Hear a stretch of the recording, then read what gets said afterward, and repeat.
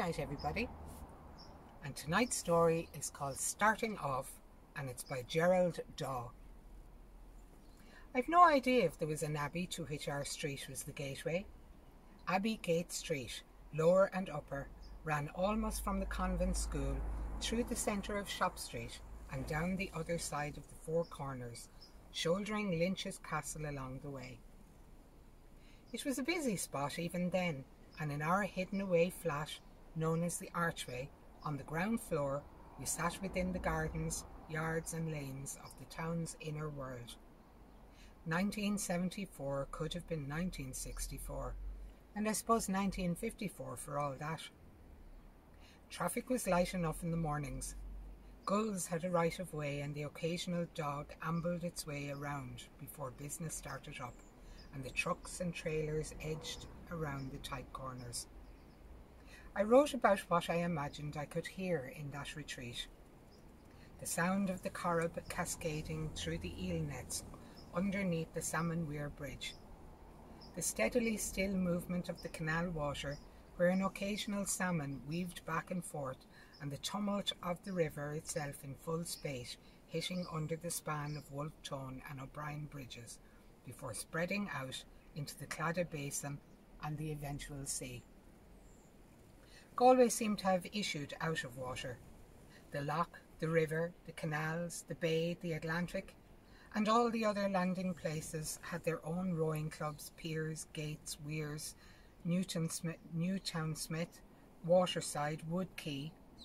Some had little known, out-of-the-way, sleepy spaces, untroubled for ages, where houses, mills and granaries stood silently, often abandoned, in the shadow of the buoyant rhythm of river sounds.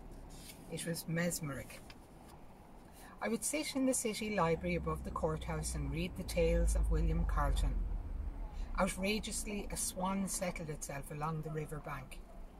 After a disturbance, a car horn bleated, or a dustbin lid clattered to the ground.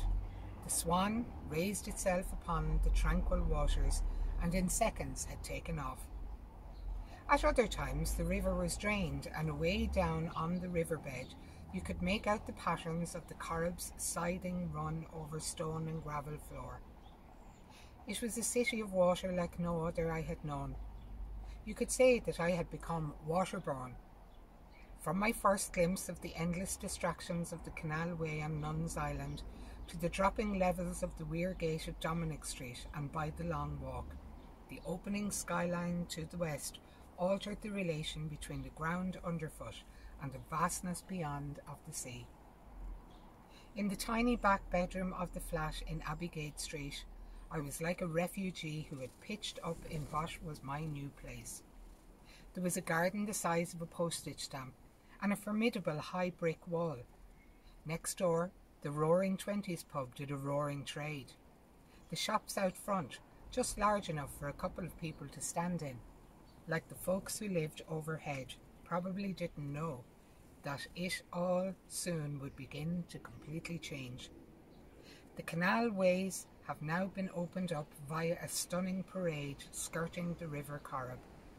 You can follow its magnificent course from the marooned railway arches all the way to the sea, and imagine, if you have a care to, the barges and boats and liners that reached around the globe to and from the heartland of Galway over the generations of emigrant and migrant, leaving and returning, finding a place.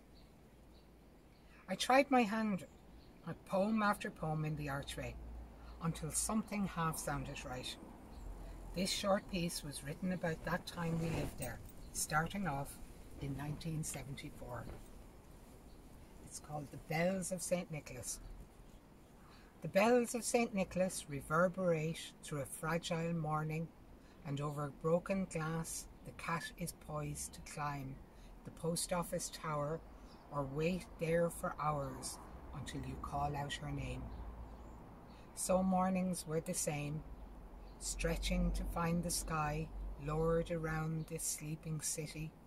The bells of St. Nicholas reach across bed-sitting rooms to the caravan camps, and over rooftops of quiet hotels, a plight of gulls descends in tattered glory.